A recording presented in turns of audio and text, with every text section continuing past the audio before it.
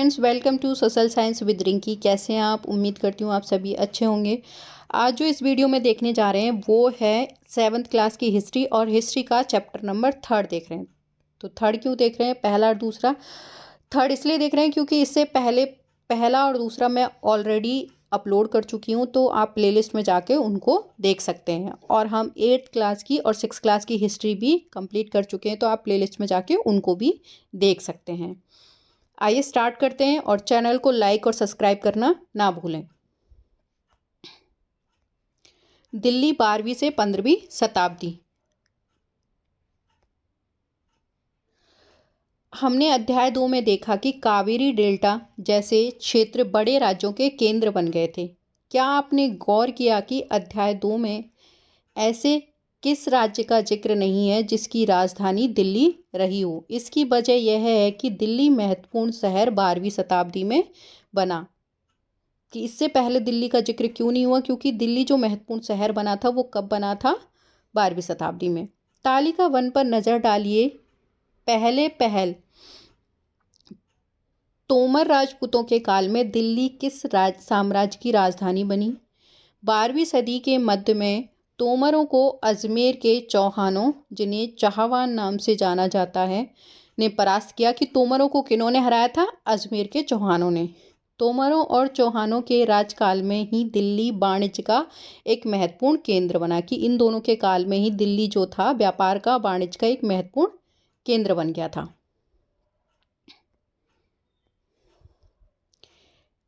इस शहर में बहुत सारे समृद्धिशाली जो जैन व्यापारी थे, जिन्होंने अनेक मंदिरों का निर्माण करवाया। कि जो जैन व्यापारी थे उन्होंने मंदिर बनवाए थे यहाँ पर। और यहाँ देहलीवाल कहे जाने वाले सिक्के भी ढाले जाते थे, जो काफ़ी प्रचलन में थे। तो ये इम्पॉर्टेंट है, इसको अंडरलाइन कर लेना। पूछ लिया जाता है कि यहाँ पर कौन से सिक्के ढाले जाते थे या उनका नाम क्या है, तो देहलीवाल।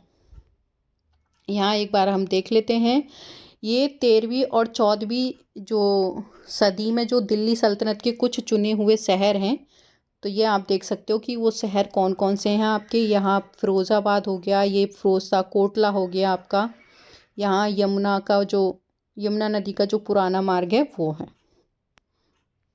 इधर आप देख सकते हो हौज खास, सिरी, जहाँपना, तुगलकाबाद, आदिलाबाद, कुतुब मीनार, हौज सुल्तानी, देहली कुन्हा, ये सारे।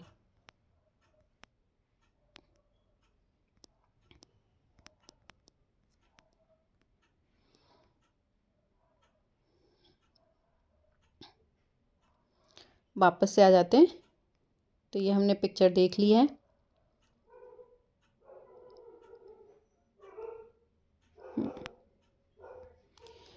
तेरहवीं सदी के आरंभ में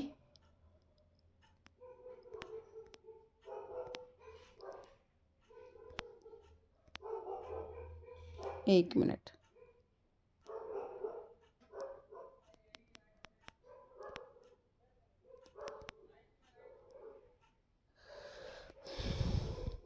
तेरहवीं सदी के आरंभ में दिल्ली सल्तनत की स्थापना हुई, और इसके साथ ही दिल्ली एक ऐसी राजधानी में बदल गई जिसका नियंत्रण इस उपमहाद्वीप के बहुत बड़े क्षेत्र पर फैला था। तालिका 1 पर फिर से नज़र डालिए और उन 5 वंशों की पहचान कीजिए जिनसे मिलकर दिल्ली सल्तनत बनी थी।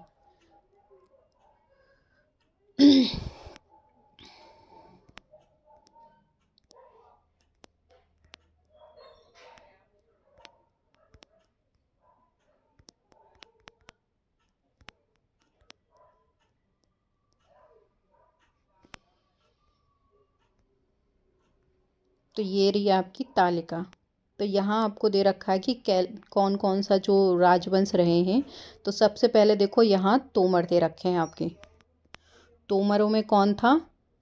राजपूत वंश सबसे पहले आपका जो था,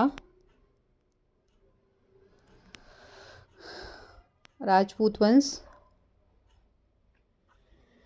इनमें तोमर, अनंगपाल, और इसका शासनकाल कब रहा आपका?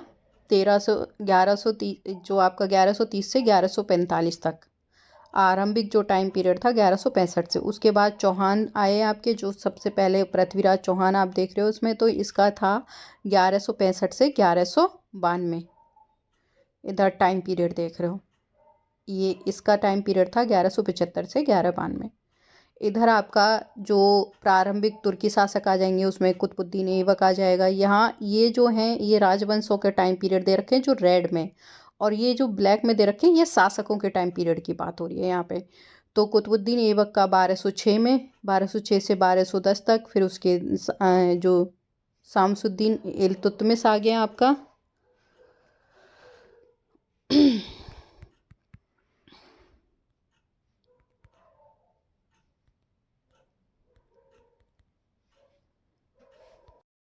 इसके बाद आपके शमसुद्दीन इल्तुतमिश के बाद आपका जो है रज़िया आ जाएंगी, जो इन्हीं की बेटी थी।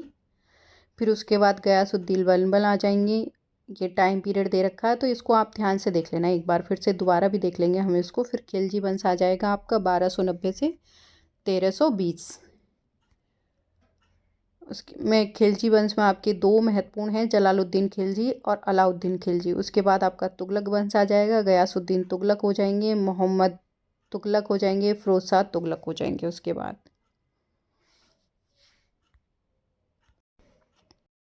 उसके बाद आपका सैयद वंश आ जाएगा,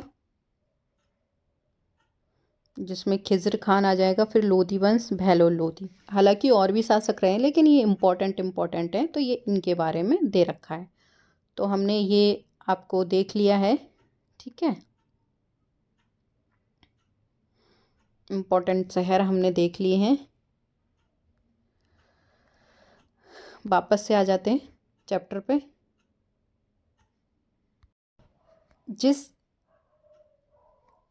जिस इलाके को हम आज दिल्ली के नाम से जानते हैं, वहाँ उन सुल्तानों ने अनेक नगर बसाए। मानचित्र 1 को देखकर देहली, एक कुनाहा, सीरी और जहाँपना को पहचानिए, जो इसमें दे रखे हैं। हमने वो पहले देख लिया था। तो ये दिल्ली के शासकों की तालिका दे रखी है, तो इसको एक बार और ध्यान से देख लीजिएगा। मैं धीरे धीरे स्क्रॉल कर रही हूँ, तो आप इनको नोट डाउन भी कर लीजिएगा, या आपके पास अगर बुक है तो आप वहाँ से भी देख सकते हैं।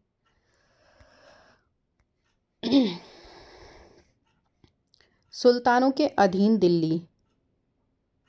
इतिहास, तारीख एकवचन, तवारीख बहुवचन हैं, जो मुसलमानों के शासनकाल में प्रशासन की भाषा फ़ारसी में लिखे गए, कि जो फ़ारसी भाषा में तारीख को एकवचन कहा गया है, तवारीख को बहुवचन कहा गया है। ये लेख लिखे गए हैं उनके नाम है। तो तवारीख के लेखक सचिव, प्रशासक, कवि और दरबारियों जैसे सुशिक्षित व्यक्ति होते थे, जो घटनाओं का वर्णन भी करते थे और शासकों को प्रशासन की संबंधी सलाह भी देते थे। वे न्याय संगत शासन के महत्व पर बल देते थे। मतलब ये जो शासकों को प्रशासन में सलाह भी देते थे, दरबारी भी होते थे, कवि भी होते थे, सचिव भी होते थे। ये जैसे यहाँ एक दे रखा है न्याय चक्र, इसको देख लेते। 13वीं सदी के इतिहासकार फ़क्रे मुदब्बिर ने लिखा था कि राजा का काम सैनिकों के बिना नहीं चल सकता। सैनिक वेतन के बिना नहीं जी सकते, और वेतन आता है किसानों से एकत्रित किए गए राजस्व से। मगर किसान भी राजस्व तभी चुका सकेंगे जब वे खुशहाल और प्रसन्न हों। ऐसा तभी हो सकता है जब राजा न्याय और ईमानदार प्रशासन को बढ़ावा दे। तो घूम फिर के बाद क्या है कि अगर राजा ईमानदार रहा और उन्होंने अगर किसानों का ध्यान रखा, तो बाकी चीज़ें आराम से चलेंगी। तो ये न्याय चक्र उन्होंने बताया। यहाँ बॉक्स में जो इन्फॉर्मेशन है उसको देख लेते हैं। जन्म सिद्ध अधिकार। जन्म के आधार पर विशेषाधिकारों का दावा। उदाहरण के लिए लोग मानते थे कि कुलीन व्यक्तियों को कुछ खास परिवारों में जन्म लेने के कारण शासन करने का अधिकार विरासत में मिलता है।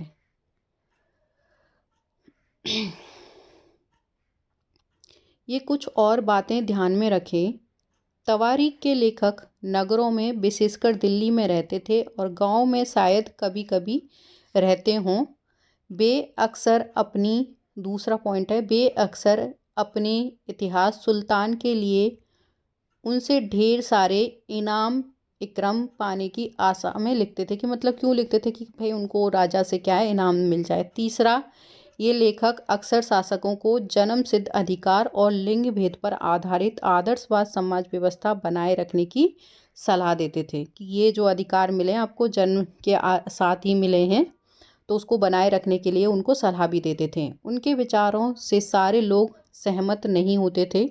लिंग भेद जैसे स्त्री तथा पुरुषों के बीच सामाजिक तथा शरीर रचना संबंधी अंतर, आमतौर पर यही तर्क दिया जाता था कि ऐसे अंतर के कारण पुरुष स्त्रियों की तुलना में क्या होते हैं, श्रेष्ठ होते हैं। तो ये तवारीख के लेखक थे, ये लिंग भेद कर इस पर ज़्यादा ध्यान देते थे। सन 1236 में सुल्तान इल्तुतमिश की बेटी रजिया सिंहासन पर बैठी। उस युग के इतिहासकार मिन्हाज-ए-सिराज, इसको अंडरलाइन कर लेना, इम्पॉर्टेंट है, ने स्वीकार किया कि वह अपने सभी भाइयों से अधिक योग्य और सक्षम थी, लेकिन फिर भी वह एक रानी को शासक के रूप में मान्यता नहीं दे पा रहा था। दरबारी जन भी उनके स्वतंत्र रूप से शासन करने की कोशिशों से प्रसन्न नहीं थे। सन 1240 में उसे सिंहासन से हटा दिया गया, कि मतलब वो कह रहे हैं कि वो हालांकि मतलब अपने भाइयों से योग्य थी, लेकिन फिर भी मतलब वो शासन नहीं कर सकती थी। क्यों? क्योंकि वो एक औरत थी। रजिया के बारे में मिन्हाज-ए-सिराज के विचार। मिन्हाज-ए-सिराज का सोचना था कि ईश्वर ने जो आदर्श समाज व्यवस्था बनाई है, उसके अनुसार स्त्रियों को पुरुषों के अधीन होना चाहिए, और रानी का शासन इस व्यवस्था के विरुद्ध जाता था। इसलिए वह पूछता है, खुदा की रचना के खाते में इसका ब्यौरा चूंकि मर्दों की सूची में नहीं आता, इसलिए इतनी शानदार खूबियों से भी उसे आखिरकार हासिल क्या हुआ, कि मतलब इतनी शानदार खूबियाँ उसके पास, फिर भी उसे आखिरकार हासिल क्या किया हुआ, हटना ही पड़ा उसको शासन से। रजिया ने अपने अभिलेखों और सिक्कों पर, जो रजिया थे उन्होंने अपने अभिलेख और सिक्के पर अंकित करवाया कि वह सुल्तान इल्तुतमिश की बेटी है। आधुनिक आंध्र प्रदेश के वारंगल क्षेत्र में किसी समय काकतीय वंश का राज्य था। उस वंश की रानी रुद्रमा देवी 1262 से 1289 के व्यवहार से रजिया का व्यवहार बिल्कुल, मतलब कंपेयर कर रहे हैं कि उस टाइम जो रानी रुद्रमा देवी थी, उनका व्यवहार भी रजिया की तरह ही था बिल्कुल, मतलब वो भी मतलब शासक बनी थी, तो रजिया का व्यवहार बिल्कुल उसके विपरीत था। रुद्रमा देवी ने अपने अभिलेखों पे अपना नाम पुरुष जैसे लिखवाया, मतलब जो रजिया ने तो ये लिखवाया था कि कि वो इल्तुतमिश की बेटी हैं, लेकिन जो रुद्रमा देवी थी उन्होंने अभिलेखों में मतलब अपना नाम पुरुषों जैसा लिखवाया। उसने पुरुष होने का भ्रम पैदा किया था। एक और महिला शासक थी, कश्मीर की रानी दिद्दा। ये देखो सबसे पुराना शासनकाल इसका रहा है, 980 से लेकर के 1003 तक। उनका नाम दीदी या बड़ी बहन से निकला है। जाहिर है कि प्रजा ने अपनी प्रिय रानी को यह स्नेह भरा संबोधन दिया होगा, दिद्दा। मिन्हाज के विचार से तो ये क्वेश्चन है, इनको हम बाद में डिस्कस करेंगे जैसे हमेशा करते हैं।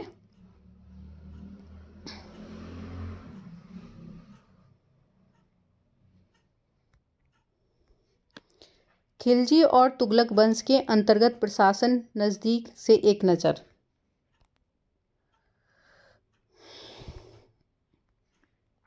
दिल्ली सल्तनत जैसे विशाल साम्राज्य के समेकन के लिए विश्वसनीय सूबेदारों और प्रशासकों की ज़रूरत थी। दिल्ली के आरंभिक सुल्तान, विशेषकर इल्तुतमिश, सामंतों और ज़मींदारों के स्थान पर अपने विशेष गुलामों को सूबेदार नियुक्त करना अधिक पसंद करते थे। इन गुलामों को फ़ारसी में बंदगा कहा जाता था, तो इसको अंडरलाइन कर लेना कि गुलामों को क्या कहा जाता था फ़ारसी में, तो बंदगा, तथा उन्हें सैनिक सेवा के लिए खरीदा जाता था। उन्हें राज्य के कुछ बहुत ही महत्वपूर्ण राजनीतिक पदों पर काम करने के लिए बड़ी सावधानी से प्रशिक्षित किया जाता था। वे चूंकि पूरी तरह अपने मालिक पर निर्भर होते थे, इसलिए सुल्तान भी विश्वास करके उन पर निर्भर हो सकते थे, कि मतलब जो सुल्तान होता था, राजा, उन पर ट्रस्ट करता था। यहाँ देखो बता रहे कि बेटों से बढ़कर भी थे। बेटों से बढ़कर गुलाम। सुल्तान को सलाह दी जाती थी कि जिस गुलाम को हमने पाला पोसा और आगे बढ़ाया है उसकी हमें देखभाल करनी चाहिए, क्योंकि तकदीर अच्छी हो तभी पूरी ज़िंदगी में कभी कभी ही योग्य और अनुभवी गुलाम मिलता है। बुद्धिमानों का कहना है कि योग्य और अनुभवी गुलाम बेटों से भी बढ़कर होता है।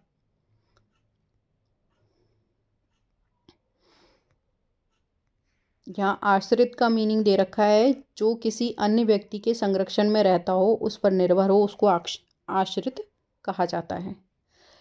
खिलजी तथा तुगलक शासक बंदगा का इस्तेमाल करते रहे और साथ ही अपने पर आश्रित निम्न वर्ग के लोगों को भी ऊंचे राजनीतिक पदों पर बैठाते रहे। ऐसे लोगों को सेनापति और सूबेदार जैसे पद दिए जाते थे, लेकिन इससे राजनीतिक अस्थिरता भी पैदा होने लगी थी।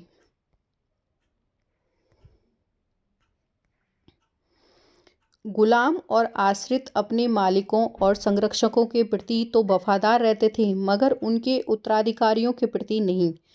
सुल्तानों के अपने नौकर होते थे, फलस्वरूप किसी नए शासक के सिंहासन पर बैठते ही प्राय नए और पुराने सरदारों के बीच टकराव शुरू हो जाता था या हो जाती थी। सुल्तानों द्वारा निचले तबके के लोगों को संरक्षण दिए जाने के कारण उच्च वर्ग के कई लोगों को गहरा धक्का भी लगता था, और फारसी तवारीख के लेखकों ने निचले खानदान के लोगों को ऊंचे पदों पर बैठने के लिए दिल्ली के सुल्तान की क्या की थी, आलोचना की थी। जो तवारीख के वो तो औरतों को भी बर्दाश्त नहीं करते थे।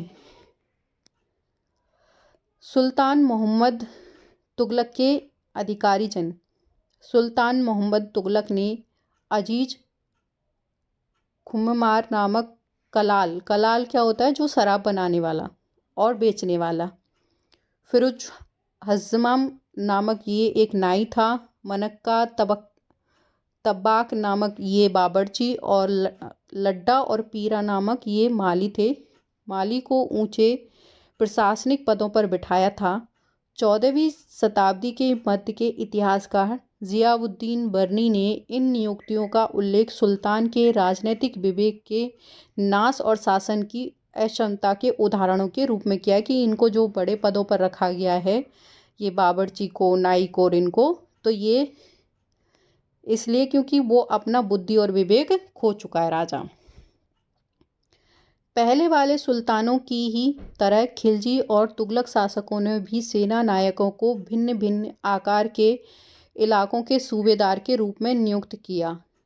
ये इलाके इक्ता कहलाते थे और इन्हें संभालने वाले अधिकारी इक्तादार। कि इलाकों को क्या कहा जाता था, इक्ता, और इनको संभालने वालों को क्या कहा जाता था, इक्तादार।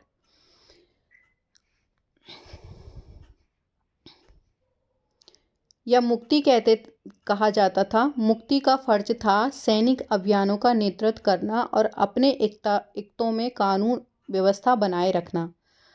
अपनी सैनिक सेवाओं के बदले वेतन के रूप में मुक्ति अपने इलाकों से राजस्व की वसूली करते थे। कि मतलब इनको वेतन के रूप में क्या मिलता था, यहाँ से जो इनके इलाके होते थे वहाँ से ये कर इकट्ठा करते थे, और राजस्व के रूप में इन्हें मिली रकम से ही वे अपने सैनिकों को भी तनख्वाह देते थे।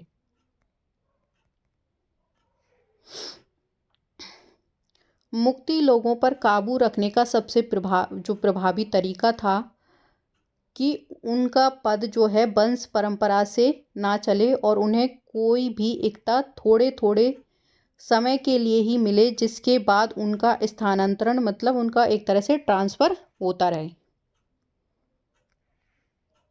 स्थानांतरण कर दिया जाए।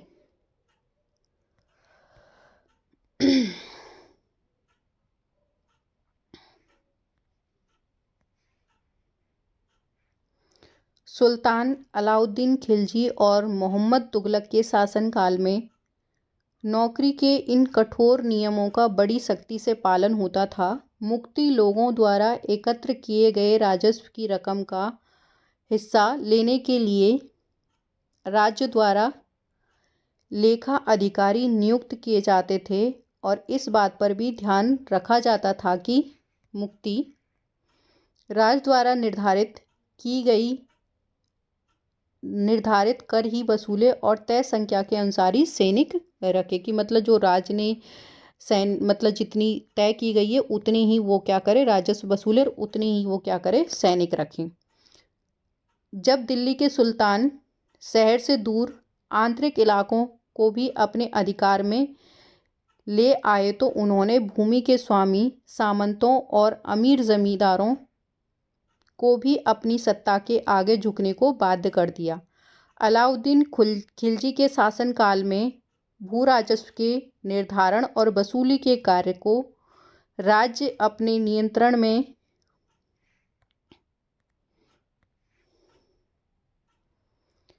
ले आया।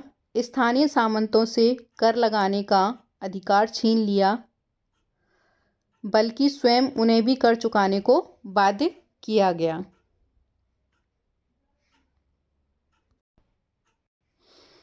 सुल्तान के प्रशासकों ने जमीन की पैमाइश की और इसका हिसाब बड़ी सावधानी से रखा।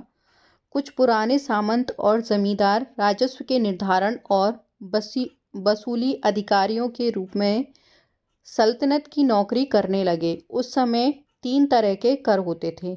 एक कृषि पर, जिसे खराज कहा जाता था, तो इम्पोर्टेंट है, इनको अंडरलाइन कर लेना, और जो किसान की उपज का लगभग 50% होता था। दूसरा मवेशियों पर और घरों पर। यह याद रखना जरूरी है कि इस उपमहाद्वीप का काफ़ी बड़ा हिस्सा दिल्ली के सुल्तानों के अधिकार से बाहर ही था।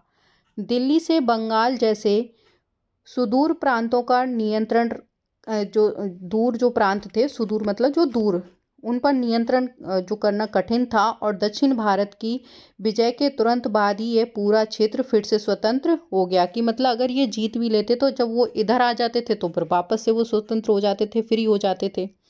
यहाँ तक कि गंगा के मैदानी इलाके भी, जो गंगा के मैदानी इलाके थे जहाँ घने जंगल होते थे, वहाँ पर भी घने जंगलों वाले ऐसे क्षेत्र थे जिनमें बैठने में सुल्तान की सेना अक्षम थी, मतलब वहाँ जा नहीं सकती थी। स्थानीय सरदारों ने इन क्षेत्रों में अपना शासन जमा लिया। अलाउद्दीन खिलजी और मोहम्मद तुगलक इन इलाकों पर जोर ज़बरदस्ती अपना अधिकार जमा तो लेते थे, पर वह अधिकार कुछ समय तक ही रह पाता था। जैसे ये लोग उधर से दिल्ली की तरफ आ जाते थे, नॉर्थ की तरफ, तो वो फिर से फ्रीडम के लिए लड़ने लग जाते, मतलब फिर से कर देते थे आंदोलन। सरदार और उनकी किलेबंदी। अफ्रीकी देश मोरक्को से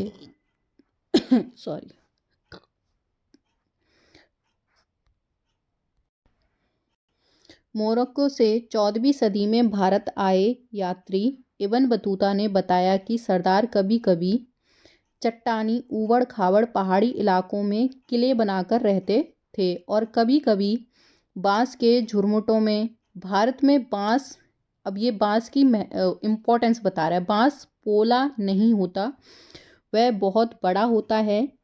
इसके अलग अलग हिस्से आपस में इस तरह से गुथे हुए होते थे कि उन पर आग का भी असर नहीं होता था। मतलब बांस ऐसा होता था कि उस पर आग का भी असर, मतलब एक दूसरे से ऐसे जुड़े हुए होते थे कि आग का असर भी नहीं होता था, और वे कुल मिलाकर बहुत ही मजबूत होते हैं। सरदार इन जंगलों में रहते हैं जो इनके लिए किले की प्राचीर का काम देते हैं, कि मतलब एक तरह से जैसे किले की प्राचीर नहीं होती उस तरह का काम करते हैं। मतलब इस दीवार के घेरे से ही उनके मवेशी और फसल जो है रखते हैं, अंदर ही पानी उपलब्ध रहता है उनको, कि मतलब एक तरह से प्राचीर बना लेते थे वो बांस के उनकी। अर्थात वहाँ एकत्रित हुए वर्षा का जल, इसलिए उन्हें प्रबल बलशाली सेनाओं के बिना हराया नहीं जा सकता था। ये सेना जंगल में घुसकर खास तौर से तैयार किए गए औजारों से बांस को काट डालती थी, कि मतलब वही सेना हरा सकती थी जो जंगल में घुस के और इनके औजार, मतलब एक खास तरह के औजार से इन बांस को काट सकती थी, मतलब जला तो सकते ही नहीं थे। चंगेज़ खान के नेतृत्व में मंगोलों ने 1219 में उत्तरी पूर्वी ईरान में ट्रांस ऑक्सियाना, जिसे हम आधुनिक जो उज़्बेकिस्तान कहते हैं, उस पर हमला किया, और इसके शीघ्र बाद ही दिल्ली सल्तनत को अपना जो धावा झेलना पड़ा। अलाउद्दीन खिलजी और मोहम्मद तुगलक के शासनकालों के आरंभ में दिल्ली पर मंगोलों के धावे बढ़ गए। धावे मतलब उनमें उनके आक्रमण होना शुरू हो गए थे।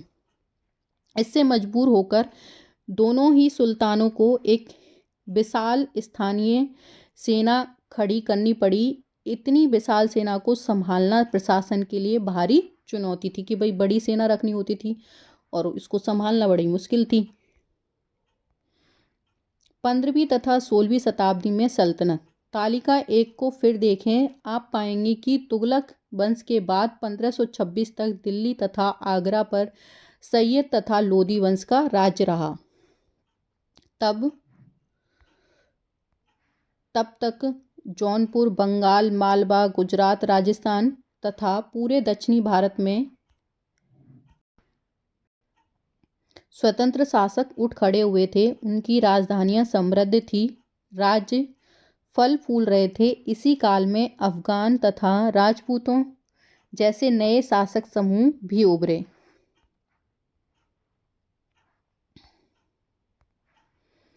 इस काल में स्थापित राज्यों में से कुछ छोटे थे तो पर शक्तिशाली थे। उनका शासन बहुत ही कुशल तथा सुव्यवस्थित तरीके से चल रहा था। शेर शाह सूरी, जिनका टाइम पीरियड है 1540 से 45, ने बिहार में अपने चाचा के एक छोटे से इलाके के प्रबंधक के रूप में काम शुरू किया था और आगे चलकर उसने इतनी उन्नति की कि मुगल सम्राट हुमायूं तक को चुनौती दी थी। कब? 1530 से 1540, 2 बार मतलब, और एक 1555 से 1556, और परास्त किया। शेर शाह ने दिल्ली पर अधिकार करके स्वयं अपना राजवंश स्थापित किया। सूरवंश ने केवल 15 वर्ष 1540 से 55 तक शासन किया, लेकिन इसके प्रशासन ने अलाउद्दीन खिलजी वाले कई तरीकों को अपनाकर उन्हें और भी चुस्त बना दिया।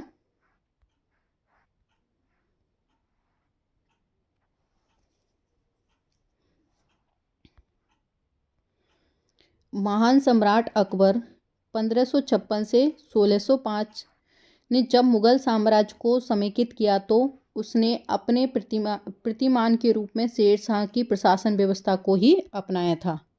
कि मतलब उसकी शासन व्यवस्था इतनी अच्छी थी कि उसने जब ये किया था शासन, तो उसने भी उसकी प्रशासनिक व्यवस्था को अपनाया था। तो ये हमारा चैप्टर ख़त्म हो चुका है। इसके क्वेश्चन आंसर हम नेक्स्ट वीडियो में करेंगे कवर। तो मिलते हैं एक नए वीडियो में एक नए टॉपिक के साथ। Thank you so much.